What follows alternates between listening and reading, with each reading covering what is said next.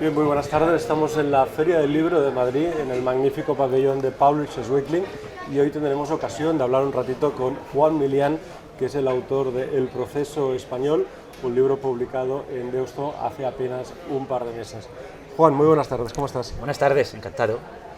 Juan, decía que acabas de publicar El proceso español, la catalanización de la política española y el desmantelamiento de la España de la transición.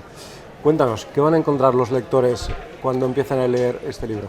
Bueno, encontrarán sobre todo una advertencia respecto a lo que está pasando actualmente en España, que es algo que pasa en el resto del mundo, está auge de los populismos, de la polarización social subvencionada desde el poder político, este uso partidista de las instituciones, esta, digamos, depreciación del valor de la verdad, que es lo que pasó en Cataluña, que es lo que fue el proceso independentista catalán y que ahora se está extrapolando al resto de España, motivado por el actual gobierno de España, ¿no? Y es una advertencia de este tipo de políticas que pueden ser seductoras para una parte, pueden seducir a una parte de la sociedad, tienen unas consecuencias muy negativas, tienen como consecuencia la división de la sociedad, tienen la decadencia económica, como estamos viendo ahora y sufriendo en Cataluña, ¿no?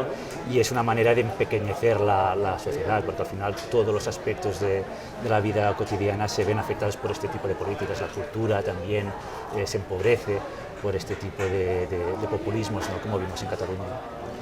Juan, y este proceso español, tal y como tú lo llamas, empieza, o podríamos decir que empieza con la moción que lleva al poder a la coalición de Pedro Sánchez, el PSOE y Podemos, con el aval de los partidos nacionalistas, de los partidos independentistas, o esa erosión de las instituciones a imagen y semejanza de lo que ocurrió en Cataluña, como por ejemplo el 6-7 de septiembre del 2017, ¿empieza antes o empieza realmente con la moción?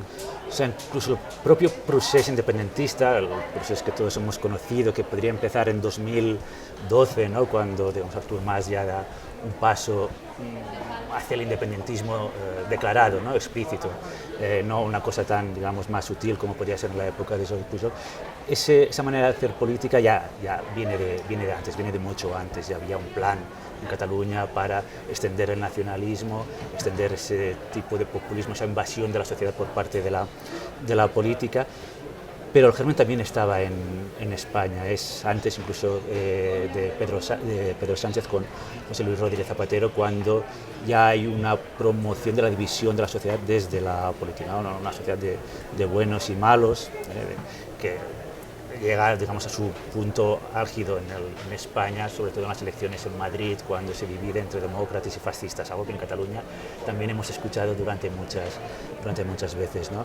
Ahora lo que estamos viviendo es ese pico posterior al proceso independentista en la política española, y vemos cómo son los mismos agentes, ¿no? Como los nacionalistas que de alguna manera protagonizaron ese pico populista que, digo, lo han sufrido en otras partes de Europa, de Occidente, en Estados Unidos también, pero que en Cataluña llegó a unas dimensiones difíciles de digerir por una democracia. Ahora aquellos que protagonizaron aquel proceso independentista dan apoyo, han metido de alguna manera el proceso en la Moncloa y dan apoyo a un gobierno de España para que replique aquello en todo el país, ¿no?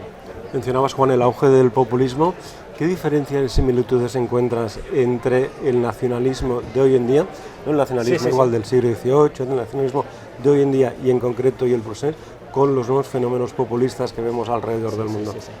El nacionalismo actual, el nacionalismo catalán actual, sigue la misma estructura retórica, incluso ideológica, que los populismos clásicos. Es decir, hay un pueblo puro, ellos definen quién es el pueblo, un líder, os acordaréis de Artur Mas, el Artur Mas de la voluntad del pueblo, con los brazos abiertos como si fuera un Moisés, que interpreta esa voluntad. Hay un enemigo externo, en este caso España, y después hay incluso unos puntos ideológicos, incluso económicos, que también lo vincula al populismo clásico. Es un Estado más fuerte, ¿eh? Os acordaréis en el proceso independentista que se habla de estructuras de Estado, que ahora estructuras de Estado, un Estado que solucione todos los problemas que tiene la sociedad y se hace irresponsable la sociedad de cualquiera de sus problemas. La diferencia entre el populismo clásico y el nacionalismo es que el nacionalismo le da un toque identitario más peligroso. En el populismo el enemigo puede ser por razones económicas, puede ser el burgués, el empresario, frente a la clase trabajadora, ¿no? Cogiendo pues, el sustrato del marxismo clásico.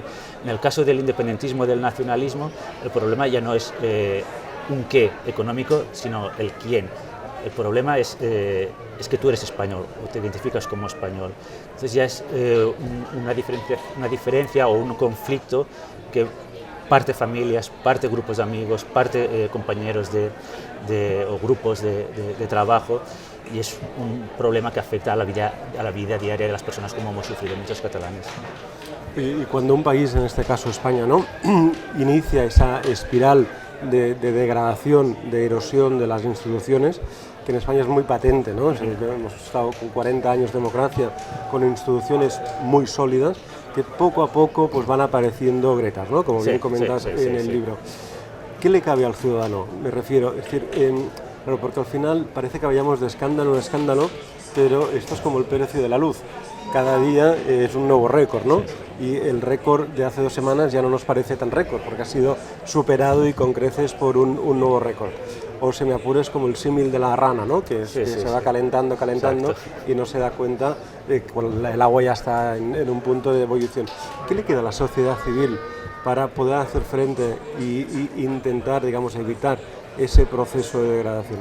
Claro, porque uno de los elementos del procés catalán o del proceso español en ciernes es esa ocupación de la sociedad civil, es ir eliminando la sociedad civil, ocuparla desde los partidos políticos, en este caso en Cataluña independentistas, para de alguna manera silenciarla, que no sea un contrapoder frente al gobierno de la Generalitat, en este caso, o lo que puede ser el gobierno de España si sigue esta línea. Entonces la sociedad tiene que ser muy consciente y tomar la responsabilidad. Al final la libertad va asociada a la responsabilidad. Sin responsabilidad la libertad es una estafa, es una mentira. La sociedad debe ser un contrapoder también de esta clase, de este tipo, esta manera de hacer política que degrada las instituciones, pero que va copando la sociedad, porque al final lo que quiere, es lo que vimos en Cataluña y también lo vemos ahora al crear un enemigo externo, un enemigo dentro de la sociedad, es poder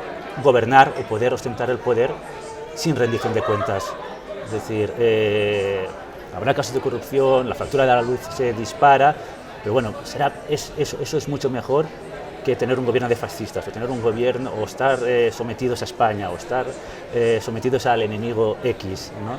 Entonces la sociedad tiene que ser consciente de que hay una división, o se está creando un estrés, una paranoia respecto a enemigos ficticios, con una clara voluntad de mantenerse en el poder.